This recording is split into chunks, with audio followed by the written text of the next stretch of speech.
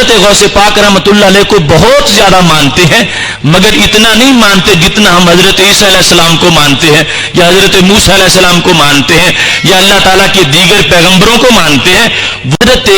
غوث پاک رحمۃ اللہ علیہ حنبلی تھے، تو فقہ میں امام احمد بن حنبل کے مقلد تھے، اور یہ قانون ہے حدیث شریف میں اذا حکم الحاکم فاجتہد واصاب فلہ اجران، کہ مجتہد اگر اجتہاد میں صحیح فیصلہ کرے تو 2 نیکیاں ملتی ہیں، اور ایک ہے رفع یدین مقلد کا اور ایک ہے غیر مقلد کا۔ تو بعض لوگ یہ دلیل دیتے ہیں کہ حضرت غوث پاک رفع یدین فرماتے تھے، اگر وہ منع ہے تو وہ کیوں فرماتے تھے؟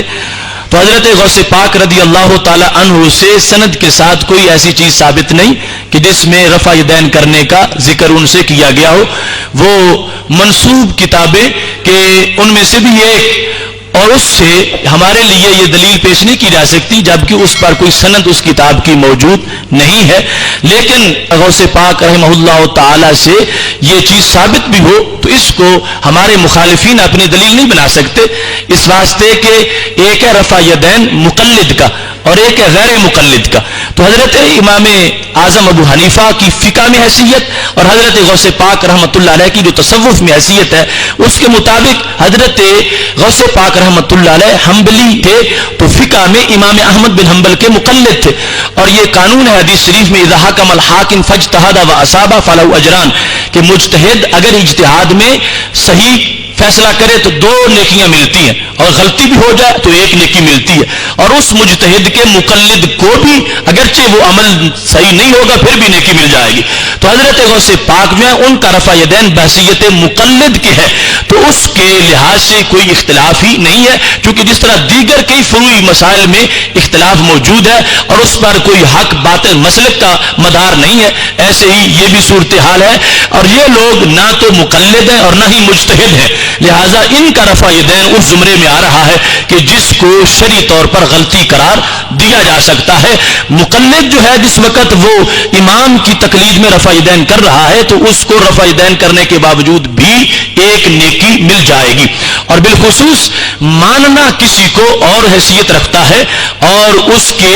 معمول کو ماننا اس کی حیثیت اور ہے۔ ہم حضرت غوث پاک رحمۃ اللہ علیہ کو بہت زیادہ مانتے ہیں، مگر اتنا نہیں مانتے جتنا ہم حضرت عیسیٰ علیہ السلام کو مانتے ہیں، یا حضرت موسیٰ علیہ السلام کو مانتے ہیں، یا اللہ تعالیٰ کے دیگر پیغمبروں کو مانتے ہیں۔ وہ بنیادی ایمان کا حصہ ہے، لیکن اس کے باوجود اگر کوئی آج ہمیں کہنا شروع کر دے کہ تم اچھا عیسیٰ علیہ السلام کو مانتے تو ہو مگر ان کی شریعت کا یہ حکم ہے وہ تم نہیں مانتے، ان کا حضرت موسیٰ علیہ السلام کا یہ حکم ہے وہ تم نہیں مانتے، تو ہم کہیں گے ماننا اور انداز کا ہے اور عمل کے لحاظ سے نصاب اور ہے، اور یہ رسول اکرم صلی اللہ علیہ وسلم نے باقاعدہ تقسیم کر دی تھی۔ حضرت عمر رضی اللہ تعالیٰ عنہ نے شعبہ جات جب تقسیم کر دیے، فرمایا اگر کسی نے قرات کا مسئلہ پوچھنا ہو تو حضرت ابی بن کعب سے پوچھا کرو، اور اگر فقاہت پوچھنی ہو تو حضرت معاذ بن جبل سے، اور اگر فیصلہ کروانا ہو تو حضرت علی المرتضیٰ رضی اللہ تعالیٰ عنہ سے۔ تو کیا حضرت علی رضی اللہ تعالیٰ عنہ کو قرآن پڑھنا نہیں آتا تھا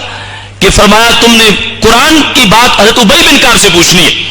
تو سب کو ہم مانتے ہیں، لیکن شعبہ جات کی تقسیم ہے۔ جس طرح اب وہاں اعتراض نہیں ہو سکتا تھا کہ یہ کیوں کہہ دیا گیا کہ قرآن مجید حضرت ابی بن کعب سے پوچھنا ہے، حضرت علی رضی اللہ تعالیٰ عنہ کو بھی تم مانتے ہو، ان سے کیوں نہیں پوچھتے؟ تو یہ اسپیشلسٹ ہونے کے لحاظ سے تقسیم ہے۔ تو حضرت امام اعظم ابو حنیفہ بحیثیت تابعی فقاہت کے مرتبے کے لحاظ سے فقاہت کے میدان میں ان کا مقام کہیں اونچا ہے، تو اس میں ان کی بات کو ترجیح دی جائے گی، اور تصوف و طریقت کے لحاظ سے حضرت غوث پاک رحمۃ اللہ علیہ اس میدان کے اسپیشلسٹ ہیں، تو اس میں ان کے قول پر عمل کیا جائے گا، تو ماننے کے باوجود کسی طرح کا کوئی اعتراض باقی نہیں ہے۔